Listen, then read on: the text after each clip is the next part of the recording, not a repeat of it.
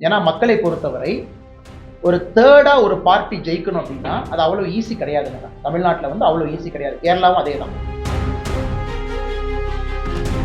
அதனால சரியான நேரத்தில் இவர்கள் முடிவெடுத்து சொல்லுவார்கள், இவங்க பேசுவாங்க யார் வரணும் யார் வரக்கூடாதுன்னு. அண்ணன் டிடிவி தினகரன் அவர்கள் அவங்களுடைய கட்சி நிகழ்ச்சிக்காக கோயம்புத்தூர் வந்திருந்தாங்க. தொலைபேசியில் என்னங்கிட்ட பேசினாங்க. அந்த அலையன்ஸினுடைய தலைவர் அவருடைய கருத்து மிக மிக முக்கியமானது. அகில இந்திய அளவில் என்டிஏ யார் உருவாக்குனாங்கன்னு உங்களுக்கு தெரியும். ஒரு வார்த்தை போர், இவங்க ஒரு கருத்து சொல்லியிருக்காங்க, அவங்க ஒரு கருத்து சொல்லியிருக்காங்க. அதனால இந்த கருத்து அங்கேயே விட்டுறலாம். ஒரு நிமிஷம், நீங்க நாளைக்கு வீட்டுக்கு வந்தா உங்களுக்கு நான் சாப்பாடு கொடுக்க மாட்டேன் நானே சொன்னேன். நீங்க நண்பர் தானே. தனிப்பட்ட முறையில என்னுடைய அன்பான வேண்டுகோளுங்கன்னா, தனிப்பட்ட முறையில் இது செங்கோட்டையன் அவர்களை பொறுத்தவரை ஒரு மூத்த அரசியல்வாதி. உடனடியாக அர்பன் தொகுதி சென்னை பார்த்தீங்கன்னா 26% வாக்குகள் நீக்கப்பட இருக்கிறது. சென்னை பொறுத்தவரை 5.5 கோடி 5 கோடி 60 லட்சம் வாக்காளர்கள் தான் இருப்பாங்க நான் ஃபைனலா. அதனால் நிச்சயமாக இது எல்லோருக்கும் நன்மை. இது பிஜேபிக்கு நன்மை இல்லை. ஆனால் டிஎம்கே 1 பண்ணோம், டிஎம்கே 2 பண்ணோம், 2 பண்ணோம். டிஎம்கே 2 உங்களுக்கு தெரியும், கவர்னர்கிட்ட போய் நம்ம கொடுத்துருக்குறோம். கே நேரு அவர்கள் எஃப்ஐஆர் போட்டாங்க பாருங்க, நான் இன்னசென்ட், நான் கோர்ட்ல போய் ப்ரூவ் பண்றேன், அந்த கருத்தை நான் ஏற்கிறேன். கோர்ட்ல பார்த்துக்கலாம், இன்வெஸ்டிகேஷன்ல பார்த்துக்கலாம். அவர் என்னதான் அஸ்திரத்தை பயன்படுத்தினாலும் கூட மக்கள் தெளிவாக இருக்கின்றார்கள். ஆட்சி போக வேண்டும் என்று முடிவு செய்த பிறகு எல்லாத்திலையும் வெளிப்படையா ஊழல், பார்த்தாலே ஊழல்னு தெரியுது. அதை நீங்க தைரியமா வேற பண்றீங்களா, யாரும் கேட்க மாட்டாங்கன்னு என்ன அர்த்தங்கிறத என்னுடைய கேள்வி.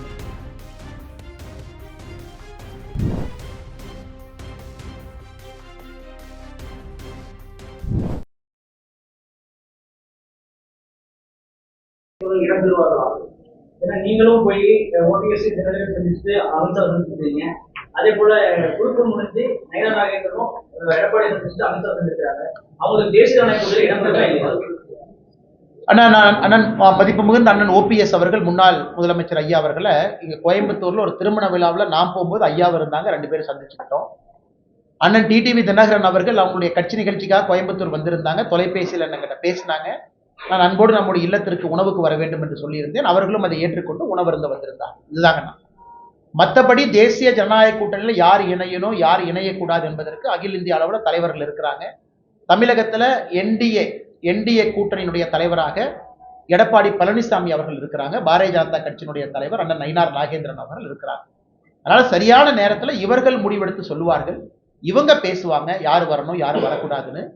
எங்களை பொறுத்தவரை வலிமையான என்டிஏ இந்த தேர்தலில் இருக்கும் பொழுது நம்முடைய வெற்றி வாய்ப்பை இன்னும் பிரகாசமாக இன்னும் சிறப்பாக 3/2 பங்கு ஜெயிப்பதற்கு நமக்கு ஒரு வலிமையான என்டிஏ வேணும். அந்த வலிமையான என்டிஏல யார் இருக்கணும்? இன்னும் நிறைய பேர் இந்த கூட்டணிக்கு வராம இருக்கிறாங்க. உதாரணத்துக்கு தேமுதிக, உதாரணத்துக்கு பாட்டாளி மக்கள் கட்சி, அவங்க எல்லாம் வரும்பொழுது இந்த தேசிய ஜனநாயக கூட்டணி இன்னும் வலிமையாக இருக்கும். அதனால் சம்பந்தப்பட்ட தலைவர்கள் தகுந்த நேரத்தில் உங்களுக்கு பதில் சொல்லுவாங்கன்னா, நான் ஒரு பதில் சொன்னா அது தவறா போயிடும். பொதுக்குழு கூட்டத்துல அந்த இந்திய கூட்டணியில அமைறவங்க யார் அப்படிங்கிற முழு உரிமையோ முழு அதிகாரமும் எடப்பாடி பழனிசாமியிடம் மட்டுமே இருக்கு அப்படின்னு சொல்றீங்க. ஆனா இப்போ நயினார் கிட்ட மற்றவர்களும் இதுல பங்கெடுப்பாங்க, யாரு சேரணும் அப்படிங்கிறத பத்தி சொல்றீங்க. ஆனா அவங்களோட தீர்மானத்துக்கு இதுக்கு முரணாச்சு. ஆனா முரணெல்லாம் ஒண்ணு இல்லைங்க. நான் ஏற்கனவே சொன்ன என்டிஏ அலையன்ஸினுடைய லீடர் யாரு தமிழகத்துல டிக்ளேர்டு எடப்பாடி பழனிசாமி அவர்கள் டிக்ளேர்டு. அந்த அலையன்ஸினுடைய தலைவர் அவருடைய கருத்து மிக மிக முக்கியமானது. அகில இந்திய அளவில் என்டிஏ யார் உருவாக்குனாங்கன்னு உங்களுக்கு தெரியும், அது பாரதிய ஜனதா கட்சி. பாரதிய ஜனதா கட்சியினுடைய தலைவர்கள் இன்னைக்கு என்டிஏவுடைய அகில இந்திய தலைவராகிறாங்க. முரண்லாம் ஒன்றும் கிடையாதுங்கன்னா, இதுல நான் சொல்வது இன்னும் நிறைய வலிமையான கட்சிகள் வெளியே இருக்கிறாங்க, அவர்களும் வரணும். அப்பதான் தேர்தல் நம்ம வலிமையா சந்திக்க முடியும். அதனால் சரியான நேரத்தில் அத்தரைஸ்டு பீப்புள், நம்முடைய அமித்ஷா அவர்கள், நம்முடைய ஜேபி நட்டா அவர்கள், நம்முடைய அண்ணன் நயினார் நாகேந்திரன் அவர்கள், அண்ணன் எடப்பாடி பழனிசாமி அவர்கள் சரியான நேரத்தில் உங்கள்கிட்ட பேசுவாங்க. இல்லை குழப்பறக்கோ இல்லை குழம்பறக்கோ இல்லை எதுவுமே இல்லைங்கன்னா, எல்லோருக்கும் தேவை ஒரு வலிமையான என்டிஏ. அந்த என்டிஏ எப்படி இருக்கணும் அப்படிங்கறத தலைவர்கள் சொல்லுவாங்க.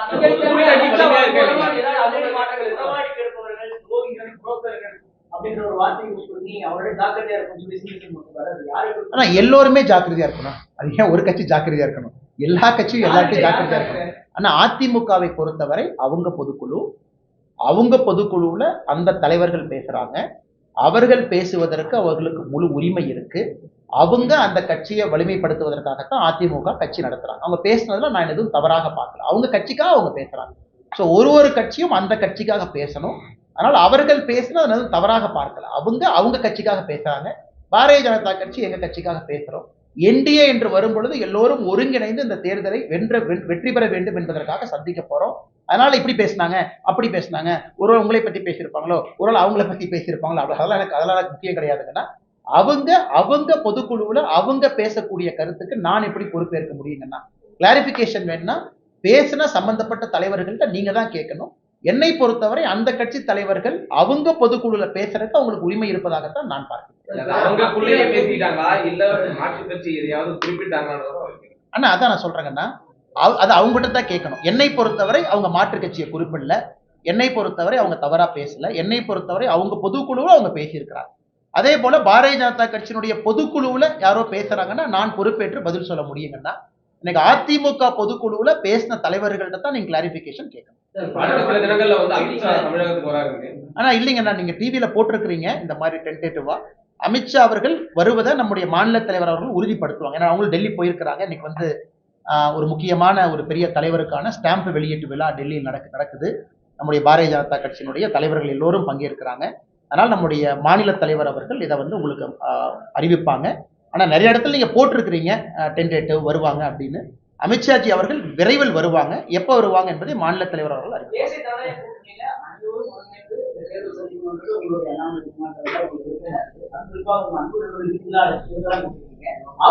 நீங்க நாளைக்கு ஒரு நிமிஷம், நீங்க நாளைக்கு வீட்டுக்கு வந்தா உங்களுக்கு நான் சாப்பாடு கொடுக்க மாட்டேன் சொன்னேன். நீங்க நண்பர் தானே, நான் உங்க வீட்டுக்கு வந்தா நீங்க கொடுக்க மாட்டீங்க. அண்ணா அண்ணா அதுக்குள்ள நான் அத்தரைஸ்ட் ஸ்பீக்கர். நான் சொன்ன அந்த 4 பேர் பட்டியல நான் இல்ல. என்னுடைய கருத்தை நான் சொல்லலாம். அமித்ஷா அவர்கள் பேர் சொன்னேன், நட்டா அவர்கள் பேர் சொன்னேன், மாநிலத்தினுடைய தலைவர் நயினார் நாகேந்திரன் அவர்கள் பேர் சொன்னேன், தமிழ்நாட்டினுடைய என்டிஏ தலைவர் திரு எடப்பாடி பழனிசாமி அவங்க இருக்கிறாங்க. எங்களுடைய விருப்பத்தை ஒரு க்ளோஸ்டு டோர் ரூமுக்குள்ள நாங்க சொல்லலாம், தலைவர்கள்ட்ட சொல்லலாம், வெற்றி பெறுவதற்கான வாய்ப்புகளை சொல்லலாம், ஒருத்தர் வந்தா என்ன ஓட்டு வரும், வரலினா என்ன ஓட்டு போகுங்கிறத நாங்க சொல்லலாம். அனுபவத்தின் அடிப்படையில் 2021 பார்த்திருக்கோம், 24 பார்த்திருக்கோம், நாங்க எல்லாமே சொல்லலாம். பட் பொது வெளியில யார் இடம்பெற வேண்டும், யார் இடம்பெறக்கூடாது என்பது தலைவர்கள் சொல்லுவாங்க. எல்லோரும் ஒருமித்த கருத்து வலிமையாக இருக்க வேண்டும் என்பது எங்களுடைய ஒருமித்த கருத்து. அடுத்து கொண்டு வரல.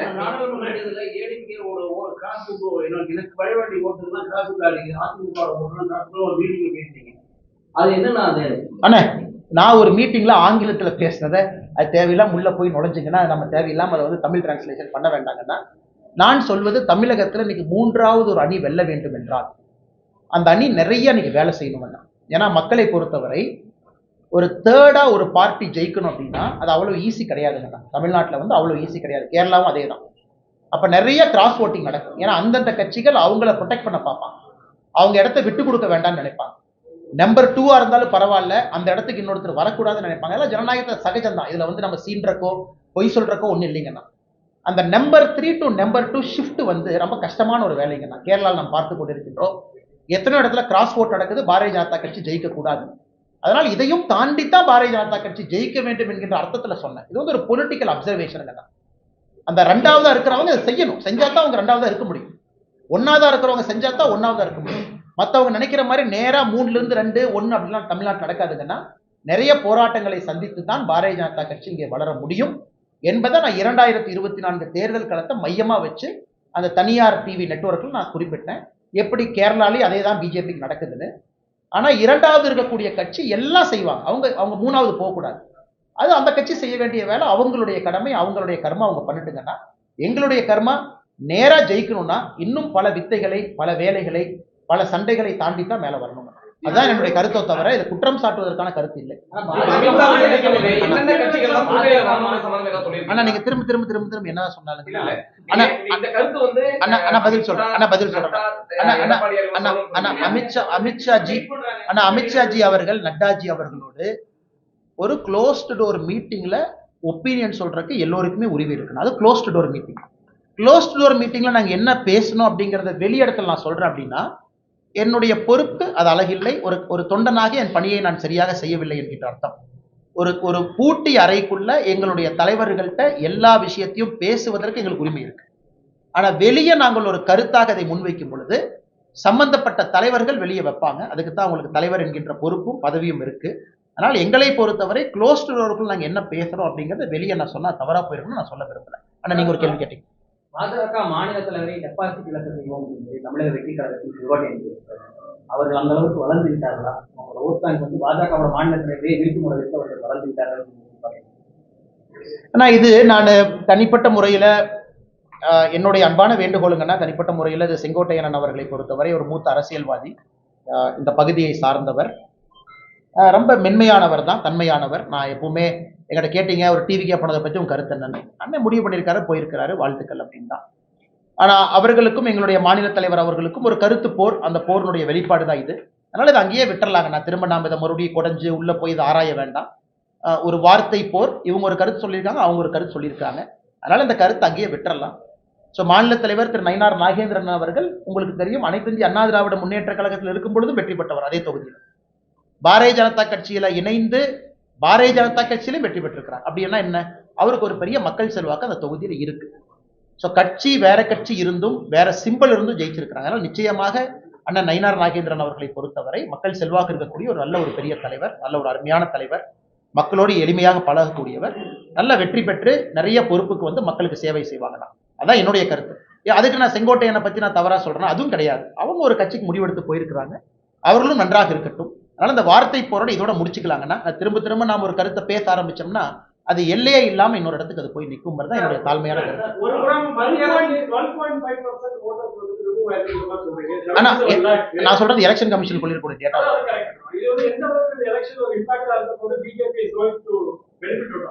ஆனா பிஜேபிக்கு பெனிஃபிட் இல்லைங்கன்னா, அதாவது உடனடியா அர்பன் தொகுதி சென்னை பார்த்தீங்கன்னா 26% வாக்குகள் நீக்கப்பட இருக்கிறது. சென்னை பொறுத்தவரை சென்னை தொகுதிகள் 26% வாக்குகள் நீக்கப்பட, அப்படின்னா 4 ஓட்டுல 1 ஓட்டு இல்லை, அப்படின்னா ஏகப்பட்ட பேர் ஷிஃப்ட் ஆயிருக்கிறாங்க, டபுள் ஓட்டு வச்சிருக்காங்க, நிறைய பிரச்சனைகள். இப்ப நினைக்கிறேன்னா சென்னை பார்த்தீங்கன்னா எப்போதுமே 40%, 45% தான் போலாகும். இப்ப சென்னை இந்த முறை 60% போலாகிறதுக்கான வாய்ப்பு இருக்கு. கோயம்புத்தூர் 65% போலாகும். ஒன்று பீகார்ல பாத்தீங்கன்னா 6.45% நீக்கிய பிறகு வாக்கு சதவீதம் 12% உயர்ந்திருக்கு. அதுல 6% பேஸ் எஃபெக்ட் நீக்கினால உயர்ந்திருக்கு, இன்னும் 6% பொதுப்படையா உயர்ந்திருக்கு. அதனால என்னை பொறுத்தவரை வாக்கு சதவீதம் உயரும். ஒன்று. இரண்டாவது, எல்லாருக்குமே ஒரு ஐடியா இருக்கும் இவ்வளவுதான் ஓட்டர். இப்ப தமிழ்நாட்டில் பாருங்க 1200 பேரை ரெஸ்ட்ரிக்ட் பண்ண உடனே 68,000 பூத்துல இருந்து 75,000 பூத்துக்கு தாவிடுச்சு. இன்னைக்கு நேற்று தேர்தல் ஆணையம் வெளியிட்டு இருக்கிறாங்க, இந்த election Tamil Nadu will have 75,000 booth, 75,000 சில்ற பூத் இருக்கு, 75,000 பூத் அப்படியே 7,000 பூத் ஓவர் நைட் ஜம்ப் ஆயிருக்கு. ஏன்னா 1200 ரெஸ்ட்ரிக்ஷன் பண்ணியிருக்கிறாங்க. அதனால இது ஓட்டு போடுறவங்களுக்கும் சரி, தேர்தல் ஆணையத்துல பணி செய்யறவங்களுக்கு தெரியும், தேர்தல் பொறுப்புல இருப்பவர்களுக்கும் சரி, சரியான வாக்காளர் பட்டியல் இருக்கும் பொழுது அவர்கள் பணியை சிறப்பாக செய்ய முடியும். 5.5 கோடி 5 கோடி 60 லட்சம் வாக்காளர்கள் தான் இருப்பாங்க நான் ஃபைனலா. அதனால் நிச்சயமாக இது எல்லோருக்கும் நன்மை. இது பிஜேபிக்கு நன்மை இல்லை, எல்லா கட்சிகளுக்கும் நன்மை. ஏன்னா பிஜேபி உங்களுக்கு தெரியும் போலி ஓட்டு நாங்க போட மாட்டோம். அதனால போலி ஓட்டு போடுறவங்களுக்கு இது பிரச்சனை. ஒவ்வொரு தேர்தல் டைம்லயும் நீங்க வந்து ஒரு கரப்ஷன் ஃபைல்ஸ் கொண்டு வரீங்க. ஒரு பார்லிமெண்ட் முன்னாடி கரப்ஷன் ஃபைல்ஸ் கொண்டு டிஎம்கே கரப்ஷன் ஃபைல் 1 and 2 வந்து ரிலீஸ் பண்றேன்னு சொன்னீங்க, ஆனா பண்ணல. அதே மாதிரி ஆனா 2 ரிலீஸ் பண்ணேன், டிஎம்கே 1 2 பண்ணேன். உங்களுக்கு என்ன அண்ணா 2 பண்ணேன் எப்படி சொல்ல. ஆனா டிஎம்கே 1 பண்ணோம், டிஎம்கே 2 பண்ணோம், 2 பண்ணோம். டிஎம்கே 2 உங்களுக்கு தெரியும் கவர்னர்கிட்ட போய் நம்ம கொடுத்துருக்கிறோம். குறிப்பா ஒரு பெரிய லிஸ்ட்டை போய் கவர்னர் ஆஃபீஸ்ல கொடுத்து நம்ம பிரஸ் நோட்டா ரிலீஸ் பண்ணிருக்கோம். 2 பண்ணியிருக்கோம். ஆனா இன்னைக்கு நாம் பேசுவது தொடர்ந்து இன்னைக்கு நான் ஒரே கேள்வி தான் அண்ணன் கிட்ட கேட்கிறேன். KN நேரு அவர்களை பற்றி 3 கேள்விகள். இதை நாங்க ரிலீஸ் பண்ணலன்னா இடி சொன்னதான் நான் சொல்றேன். ஒரு அடிப்படை எஃப்ஐஆர் கூட போட முடியாத ஒரு சமுதாயமாக மாறி இருக்கும். எஃப்ஐஆர் போட்டுட்டு KN நேரு இன்னசென்ட்னு சொல்லிட்டது வேறங்கண்ணா. KN நேரு அவர்கள் எஃப்ஐஆர் போட்டாங்க பாருங்க, நான் இன்னசென்ட், நான் கோர்ட்ல போய் ப்ரூவ் பண்றேன், அந்த கருத்தை நான் ஏற்கிறேன், கோர்ட்ல பாத்துக்கலாம், இன்வெஸ்டிகேஷன்ல பாத்துக்கலாம். ஆனா தமிழகத்தினுடைய முதலமைச்சர் அவர்கள் காவல்துறைக்கு ஒரு எஃப்ஐஆர் பதிவு செய்வதற்கே நான் அனுமதி கொடுக்க மாட்டேன் என்று சொன்னால், உண்மையாலுமே இங்க இறையாண்மை இருக்கா? உண்மையாலுமே மக்கள் ஆட்சி நடக்குதா? உண்மையாலுமே அரசியலமைப்பு சட்டத்தின்படி தான் அந்த ஆட்சி நடக்குதாங்கிற கேள்வி எல்லோரும் வைக்கிறாங்க. இன்னைக்கு 3ஆவதா இன்னைக்கு அவங்க வெளியிட்டு இருக்கக்கூடிய ஊராட்சி செயலாளர், பஞ்சாயத்து செக்ரட்டரி, அந்த லிஸ்ட்ல இருக்கக்கூடிய குழப்பத்தை அவங்களுக்கு அனுப்புறேன். நான் முடிச்சோன்னே நீங்க பாருங்க, உங்களுக்கே ஆச்சரியமா இருக்கும். எப்படி இப்படி உங்களால லிஸ்ட்டை தயார் பண்ண முடியும்? எல்லாத்துலயும் வெளிப்படையா ஊழல், பார்த்தாலே ஊழல்னு தெரியுது. அதை நீங்க தைரியமா வேற பண்றீங்களா? யாரும் கேட்க மாட்டாங்கன்னு என்ன அர்த்தங்கிறத என்னுடைய கேள்வி. மகளிர் உரிமை தொகை ஆனா இன்னைக்கு முதலமைச்சர் அவர்களை பொறுத்தவரை அவர் கையில் இருக்கக்கூடிய கடைசி அஸ்திரம் மகளிர் உரிமை தொகையை உயர்த்துவது, பொங்கல் தொகுப்புல பணம் கொடுப்பது, மகளிர் உரிமை தொகையில அதிக சகோதரிகளை கொண்டு வந்து சேர்ப்பது, இதுதான் கடைசி அஸ்திரம். இதை தவிர அஸ்திரம் கிடையாதுங்க. ஏன்னா நம்முடைய நிதி சுமையை பார்த்தீங்கன்னா அதை தவிர சிஎம்கிட்ட வேற கார்டெல்லாம் பிளே பண்றதுக்கு இல்லை. அவர் என்னதான் அஸ்திரத்தை பயன்படுத்தினாலும் கூட மக்கள் தெளிவாக இருக்கின்றார்கள். ஆட்சி போக வேண்டும் என்று முடிவு செய்த பிறகு அது மெதுவா போனான்னா வேகமா போனான்னா நிச்சயமா 2026 தேர்தல் ஆட்சி போயிருங்கண்ணா. இவங்க எத்தனை பேர்த்த சேர்த்து எவ்வளவு உயர்த்தி கொடுத்தாலும் கூட மக்களுடைய மனநிலை ஆட்சி மாற்றம். அதனால் நிச்சயமாக ஆட்சி மாற்றம் நடக்கும். பொங்கலுக்கும் பணம் கொடுப்பாங்க, 3000 5000 கொடுப்பாங்க, நல்லதுதான், கொடுத்தாங்க, வரவேற்கிறோம், மக்கள் அதை வாங்கி வச்சுட்டோம், அவங்க பணம் தான். ஆனா இன்னைக்கு இவ்வளவு சொல்ற முதலமைச்சர் ஆட்சிக்கு வந்து முதல் 17 18 19 மாசம் பணம் கொடுக்கல 1000 ரூபாய். அதையும் சேர்த்து கொடுத்தாருன்னா கொஞ்சம் சந்தோஷமா இருக்குங்களா? அதையும் சேர்த்து கொடுத்தா ஆட்சிக்கு வந்து முதல்ல கொடுக்காததுக்கும் 1000 ரூபாய் கணக்கு போட்டு மொத்தமா ஒரு அக்கௌண்ட்டுக்கு 30,000 ரூபாய் நீங்க அனுப்பிச்சு விட்டாருன்னா ஹாப்பியா இருக்கும்ல. அதை பண்ண மாட்டாரு. அதையும் பண்ணட்டும். அதனால ஓட்டு மாறுமா, அதனால ஆட்சி மாறுமான்னு பார்ப்பாங்க. தேர்தல் சமயத்துல அப்படி பண்ணிட்டாங்கன்னா அது விமர்சனம் ஆயிடும். அண்ணே அண்ணே அண்ணே பண்றதுக்கு எல்லா உரிமை இருக்கு. போது நீங்க சொன்ன அண்ணே மாதிரி நான் விமர்சனம் வைக்கலீங்கன்னா, முதலமைச்சர் அவர்கள் தேர்தல் அறிவிப்பதற்கு 1 மாசத்துக்கு முன்னாடி பழைய பாக்கி எல்லாம் மொத்தமா சேர்த்து அக்கௌண்ட்டுக்கு பணம் அனுப்பிச்சிட்டா நாங்க விமர்சனம் வைக்கிறோம். ஏன்னா அவங்க அறிவிச்ச திட்டம் தான். என்ன தேர்தல் வெற்றிக்கான அஸ்திரமா மறுபடியும் அது பெரிய அஸ்திரமா மாறி பாப்பாங்கண்ணா, அவர் கொடுப்பாரான்னு பாப்போம். இந்த தேர்தல் நியாயமாக வாய்ப்பு இருக்கா? அண்ணா இந்த தேர்தல் ஃபர்ஸ்ட் வாக்காளர் பட்டியல் நியாயமாக இருக்கும், அது முதல் நம்பிக்கை.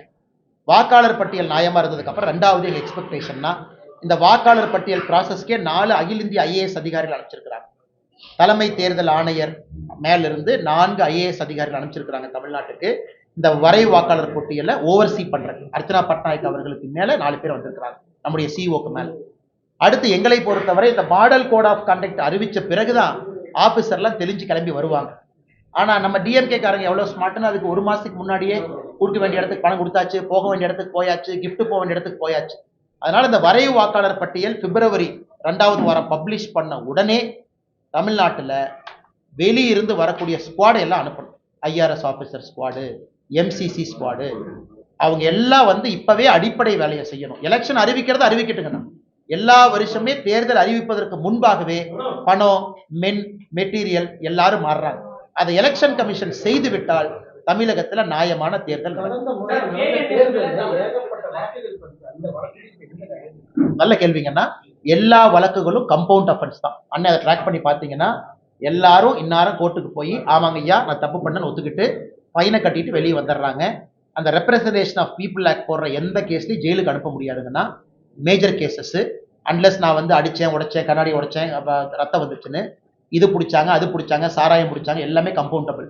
அதுவும் ஒரு பிரச்சனை. இன்னைக்கு ரெப்ரசன்டேஷன் ஆஃப் பீப்புள் ஆக்ட்ல ஒரு பெரிய பிரச்சனை என்னன்னாங்கன்னா, இன்னைக்கு ஓட்டருக்கு நம்ம கிஃப்ட்னு என்ன சொல்றோமோ அது எல்லாமே கம்பவுண்டபிள் அஃபென்ஸா இருக்கு. சாரி கேட்டு கோர்ட்ல எக்ஸ்கியூஸ் கேட்டு கோர்ட் உங்களுக்கு ஒரு சாதாரண அபராதத்தை விதித்த பிறகு அபராதத்தை கட்டிவிட்டு வெளியே வந்துடலாம். அப்படித்தான் இன்னைக்கு எல்லா கேஸும் போகுது. அதனால தண்டனையும் கடுமையா கொடுக்கணும். உதாரணத்திற்கு லிக்கர் கொடுக்குறாங்க, கடுமையா உயர்த்தணும். gift பாக்ஸ் கொடுத்து மாட்டுறாங்க, கடுமையா உயர்த்தணும். அது எதுவுமே இன்னைக்கு இல்லைங்கன்னா ரெப்ரசன்டேஷன் ஆஃப் பீப்புள் ஆக்டே வீக்கா தான் இருக்கு. அதுவும் நம்முடைய தேர்தல் நியாயமாக நடக்காததற்கு அதுவும் ஒரு காரணம். எடப்பாடி பழனிசாமி என்ன பண்ண முடியும்? எடப்பாடி வந்து இந்த பொதுக்குழுல பேசும்போது அமலாக்கத்துறை ஒரு பட்டியல் வச்சிருக்காங்க, தேர்தலுக்கு முன்னாடி இன்னும் நிறைய பேர் உள்ள போவாங்க அப்படின்ற மாதிரி ஒரு அண்ணன் எனக்கு தெரியாதுங்க. என் கையில் இருக்கிறது அமலாக்கத்துறையினுடைய 2 பட்டியல், KN நேரு அவர்கள் சம்பந்தப்பட்ட 2 பட்டியல். இதை கையில் எடுத்தாவே அண்ணன் KN நேரு அவர்கள் உள்ள போவாங்கன்னா இதைத்தான் எடுக்கிறாங்க. அண்ணே வந்துட்டேன் மேடம், ஃபர்ஸ்ட் டைம் கேள்வி, ஃபர்ஸ்ட் கேள்வி.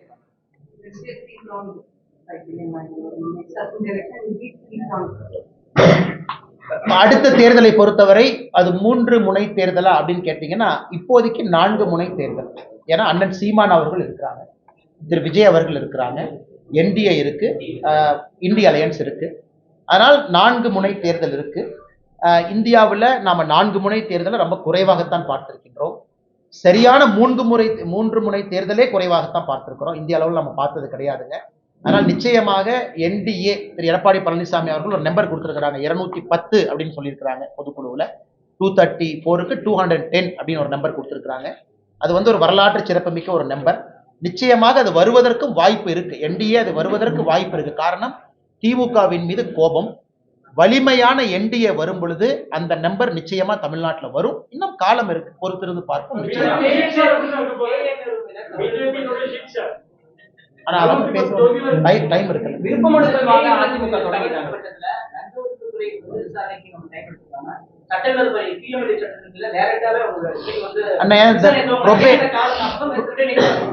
ப்ரொபேட் அஃபென்ஸ், அதாவது இன்னைக்கு வந்து இடி அவர்கள் PMLAல வந்து நடவடிக்கை எடுக்கணும் அப்படின்னா ஒரு பேசிக் அஃபென்ஸ் தமிழ்நாட்டில் நடந்திருக்கணும். அதுக்கு ஒரு FIR பதிவு செஞ்சிருக்கணும். அதை எஃப்ஐஆர் பதிவு செய்யப்படாம பிஎம்எல்ஏ நீங்க நடவடிக்கை எடுத்தீங்கன்னா அந்த நடவடிக்கை செல்லாது. இது அவர்களுக்கு தெரியும். மணல் கேஸை பொறுத்த வரைக்கும் அதான் பிரச்சனை ஆச்சு. பேசிக் அஃபென்ஸ் எங்க, எஃப்ஐஆர் எங்க, உச்சநீதிமன்றத்தில் தள்ளுபடி ஏன் பண்ணாங்கன்னா, தமிழ்நாடு அரசு எஃப்ஐஆர் ரெஜிஸ்டர் பண்றது இல்லை. அதை தாண்டி இடி வர்றாங்க. இடி வந்து மணி லாண்டரிங் என்கொயரி பண்றதுக்கான அதிகாரம் இருக்கு. அதனாலதான் இடி திரும்ப திரும்ப கேட்கறாங்க, நீங்க எஃப்ஐஆரை பதிவு செய்ய வேண்டும்னு திரும்ப திரும்ப கேட்கறாங்க. இன்னைக்கு ரெண்டாவது கேள்வி, ஒருவேளை இவங்க எஃப்ஐஆரை பதிவு செய்யல, யாராவது பொதுநல வழக்கு போட்டு உயர்நீதிமன்றத்தில் ஆர்டர் வாங்கி எஃப்ஐஆர் பதிவு செய்ய முடியுமான்னு கேட்டா முடியும். இந்த பத்திரிகையாளர் சந்திப்பே ஒரு விதத்தில் அதுக்கு தான் நடத்திக்கிட்டு இருக்கோம். பத்திரிகையாளர் சந்திப்புலையும் சொல்லி இருக்கின்றோம், இடியும் சொல்லி இருக்கு. இடி தனிப்பட்ட முறையில் அது ஒரு ஏஜென்சி. நாங்க பொதுநல வழக்குல யாராச்சும் பிஜேபியில இருந்து போறாங்க அப்படின்னா கூட முறைப்படி பத்திரிகையாளர் சந்திப்புலையும் நாங்க சொல்லி இருக்கிறோம். அதை பத்திரிகை நண்பர்கள் பேப்பர்ல பிரசுரம் பண்ணியிருக்கீங்க. அப்படி இருந்தும் எந்த நடவடிக்கை இல்லை அப்படின்னா பொதுநல வழக்குக்கு வாய்ப்பு இருக்கு. அதனால இதனுடைய next natural course of action பொதுநல வழக்கு. மத்திய அரசு மீதும் மத்திய அமைச்சர்கள் மீதும் தொடர்ந்து குற்றச்சாட்டு ஒருபுறம் வச்சிருக்கிறது, மறுபடியும் மத்திய அமைச்சர்களை நேரில் போய் சந்திக்கிறது பிரதமர் உள்ளிட்ட. சமீபத்துல நேருடைய மகன் கூட நிதியமைச்சர் மேடத்தை சந்திச்சு பேசினாங்க. அவங்க இங்க வரும்போது அவங்க சந்திக்கல. கேட்டா தமிழ்நாடு மக்களின் கோரிக்கைகளுக்காக நான் போய் சந்திச்சேன், அவங்க இங்க வரும்போது சந்திச்சு கொடுத்துருக்கலாம். அதை பத்தி உங்களுடைய கருத்து? நியாயமான ஒரு கருத்து தான். நிதியமைச்சர் அவர்கள் நிறைய முறை தமிழகத்துக்கு வர்றாங்க, பிரதமர் அவங்க வர்றாங்க. தமிழகத்திற்குள்ள அவங்க பார்டரை தாண்டிட்டாங்கன்னாவே எதிரி மாதிரி தான் பாக்குறாங்க. அவர்கள் ஏதோ வேற ஏதோ ஒரு பாகிஸ்தான்ல இருந்து வந்த மாதிரி தான் நடவடிக்கை இருக்கு திமுக. ஆனா இதே திமுக நானும் பாக்குறேன், நீங்க டெல்லியில எந்த அமைச்சர் ஆபீஸ்க்கு போனாலும் அங்க வெளியே ஒரு டிஎம்கே எம்பி வெளியே உட்காந்துருப்பாங்க. நல்லா இருக்கீங்களான்னு கேட்பாங்க. நல்லா இருக்குங்கண்ணா அப்படின்னு நாங்களும் சொல்லுவோம், நல்லா இருக்குங்கன்னு சொல்லுவோம். அதனால டெல்லியில இன்னைக்கு அதிகமா நம்முடைய மத்திய அமைச்சரவை அலுவலகத்தை பயன்படுத்தக்கூடியது யார் என்று பார்த்தால் உண்மையாலுமே திராவிட முன்னேற்ற கழகத்தினுடைய எம்பிக்கள் எல்லா இடத்துலையும் சுத்திட்டு இருக்காங்க. எல்லா இடத்துக்கிட்டையும் நல்லா பேசுறாங்க. இவ்வளவு தூரம் ஏன் அன்னைக்கு நவீன் ஜென்ரல் அவருடைய பொண்ணு கல்யாணத்துல டெல்லியில யாரெல்லாம் டான்ஸ் ஆடுறாங்க? மவுமோத்ரா டான்ஸ் ஆடுறாங்க. அப்புறம் இந்த பக்கம் பாத்தீங்கன்னா சுப்ரியா சோலே அம்மா அவங்க டான்ஸ் ஆடுறாங்க. எல்லாம் வெளியே தான் எதிரி. ஆனா ஒரு பார்ட்டிக்கு போறாங்க அப்படின்னா 10 நாள் பிராக்டிஸ் வேற பண்ணாங்களாமா. அதனால டெல்லி அரசியல் வேறு, தமிழ்நாடு அரசியல் வேறு மாதிரி தான் அது மோசமா இருக்கு. இதை மக்களும் பார்க்கணும், கேள்வி கேட்கணும். திராவிட முன்னேற்றம் நீங்க டெல்லியிலையும் பாருங்க, தமிழ்நாட்டிலையும் பாருங்க. அதான் எங்க நோக்கம். நீங்க ஒரு பெரம்பலூரினுடைய எம்பியா நிதியமைச்சரை பார்ப்பதற்கு முழு அதிகாரம் இருக்கு, போய் பாருங்க. நாங்க பாராட்டுறோம், தயவு செஞ்சு போய் பாருங்க. ஆனா அதை பொலிட்டிக்கலா பேசும் பொழுது எதிரி மாதிரி நீங்க பேசுறீங்க இல்லைங்களா, அதைத்தான் நாங்க குற்றம் சாட்டுறோம். தமிழ்நாட்டுக்கு எதுவுமே செய்யல, தமிழ்நாட்டை வஞ்சிக்கிறாங்கன்னு சொல்றீங்க. ஆனா அதே நிதியமைச்சரை, அதே எங்களுடைய பிரதமரை நீங்க போய் அடிக்கடி சந்திச்சு வேலையை வாங்கிட்டு வர்றீங்க. நிதியமைச்சரும் உங்களை எம்பிங்கிற முறையில சந்திக்கிறாங்க. இந்த போக்கு மாற வேண்டும் என்பதுதான் எங்களுடைய நிலைப்பாடு. சென்னையில தூய்மை பணியாளர்கள் கைது செய்யப்பட்டிருக்காங்க, கோரிக்கை போராட்டம் தற்போது. ஆமாங்கண்ணா. ஆனா இன்னைக்கு இது முதல் கிடையாது, முடிவு கிடையாது, இது நடந்துகிட்டே தான் இருக்கு. காரணம், இன்னைக்கு திராவிட முன்னேற்ற கழகத்தை பொறுத்தவரை சென்னை, தமிழ்நாடு முழுவதுமே தூய்மை பணியாளர்கள் இந்த ப்ராசஸே ஒரு மோசமான ப்ராசஸா மாத்தி வச்சிருக்காங்க. நீங்க ஸ்டடி பண்ணீங்கன்னா அது ஃபுல்லா இன்னைக்கு அவங்களால ஹேண்டில் பண்ண முடியலைங்கண்ணா. குப்பை என்பதை ஹேண்டில் பண்ண முடியல. எல்லாம் பிரைவேட் கான்ட்ராக்ட் கொடுத்துட்டாங்க. பிரைவேட் கான்ட்ராக்ட்ல அவங்களுக்கு ஒரு சம்பளத்தை பிக்ஸ் பண்ணிருக்கிறாங்க. அந்த சம்பளத்துல ஒரு பகுதியை கொடுக்குறாங்க, ஒரு பகுதியை கொடுக்கல. தேர்தல் வாக்குறுதியில பெர்மனன்ட் பண்றோம்னு சொல்லிட்டாங்க. எந்த நகராட்சி, கார்பரேஷன், பேரூராட்சி யாருகிட்டையும் நிதி கிடையாது, பணம் கிடையாது. இன்னைக்கு நீங்க நாளை காலையில தூய்மை பணியாளரை பெர்மனன்ட் பண்ணீங்கன்னா சம்பளம் கொடுப்பதற்கு அரசு கிட்ட பணம் இல்லை. ஆனா தேர்தல் வாக்குறுதி பண்ணிட்டாங்க.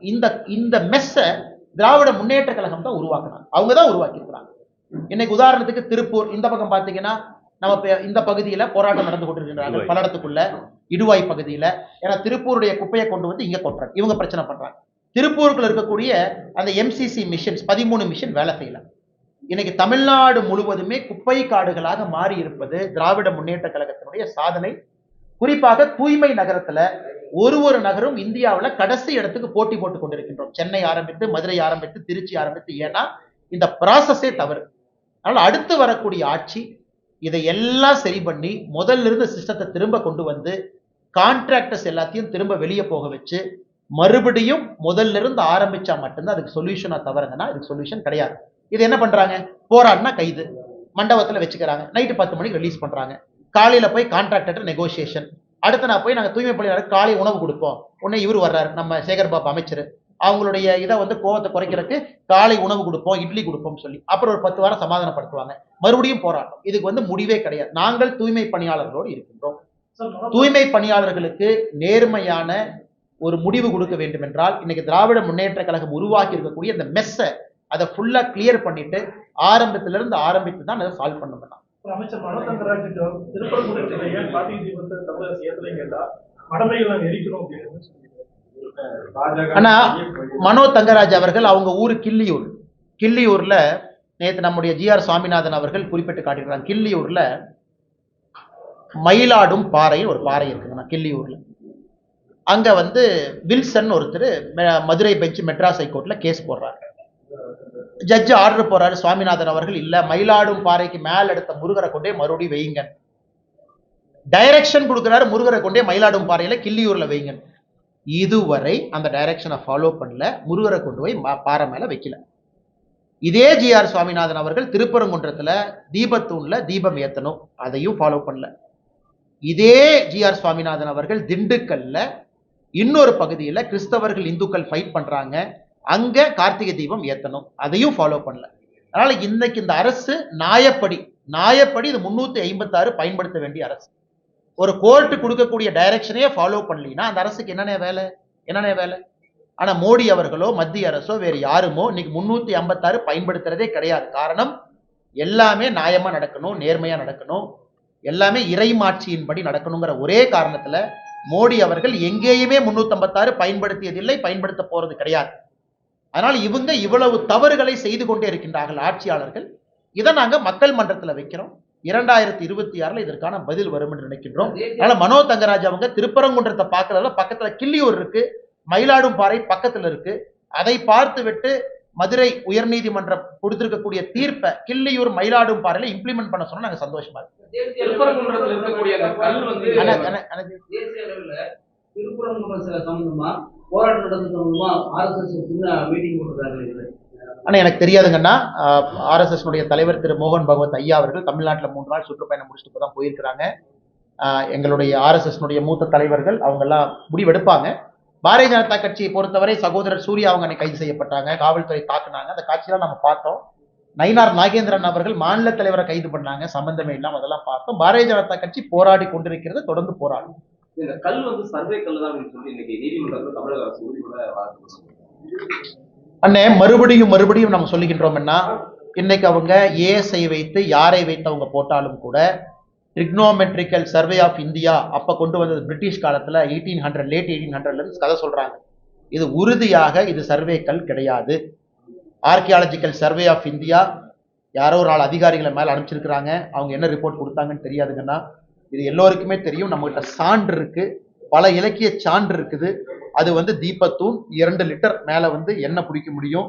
சர்வேக்கள் 2 லிட்டர் எண்ணெய் ஊத்துறதுக்கு எதுக்கு சர்வேக்கள் வைக்க போறாங்கன்னா, கார்பன் டேட்டிங் எல்லாம் எடுத்து பார்த்துடலாங்கன்னா எல்லாத்துக்குமே தெரியும் அந்த தூண் எத்தனை நாள் அங்க இருக்குன்னு. அதனால தமிழக அரசு பொய்யின் மீது பொய்யை சொல்லி அவங்க தான் மாட்டிக்க போறாங்க.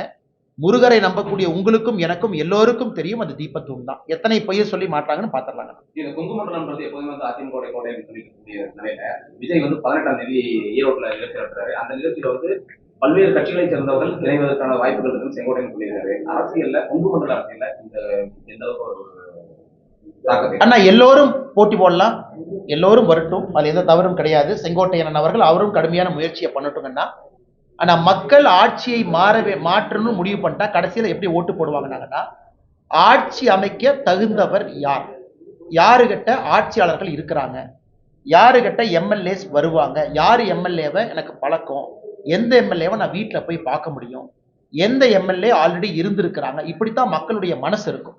அதனால நீங்க இன்னைக்கு என்ன வேணாலும் சொல்லுங்க, இது கடைசி நேரத்துல இந்த 3 முனை தேர்தல் நாம இன்னைக்கு சொல்றது, கடைசி நேரத்துல இது பாத்தீங்கன்னா என்டிஏவை நோக்கி இது நகர ஆரம்பித்து விடும். அப்படித்தான் எல்லா எலெக்ஷனும், பீகார் அதே தான் நடந்துச்சு, பிரசாந்த் கிஷோர் அப்படிலாம் சொன்னீங்க. அதனால திரு விஜய் அவர்கள், தமிழக வெற்றி கழகம், செங்கோட்டையன் கடுமையா முயற்சி பண்ணட்டுங்கன்னா, ஆனா மக்களுடைய மனநிலையை பொறுத்தவரை கடைசி நேரத்துல அப்படி இருக்காதுங்கன்னா இது வேறு மாதிரி தான் மாறும். அதை நீங்களும் பார்க்க போறீங்க, நானும் பார்க்க போறேன். பெருமளவு வெற்றி, பெரிய வெற்றி தேசிய ஜனநாயக கூட்டணி பெறப்போகிறது. இதை பார்க்கத்தான் போகிறோம். இன்னைக்குதான் ஃபர்ஸ்ட் டைம் பத்திரிகையாளருக்கே போர் அடிச்சு போச்சு. ஆனா நீங்க தான் முடிச்சிட்டீங்களே அண்ணே, நீங்களே முடிச்சதுக்கு அப்புறம் நான் பதில் சொன்னேன். பேசுவோம்.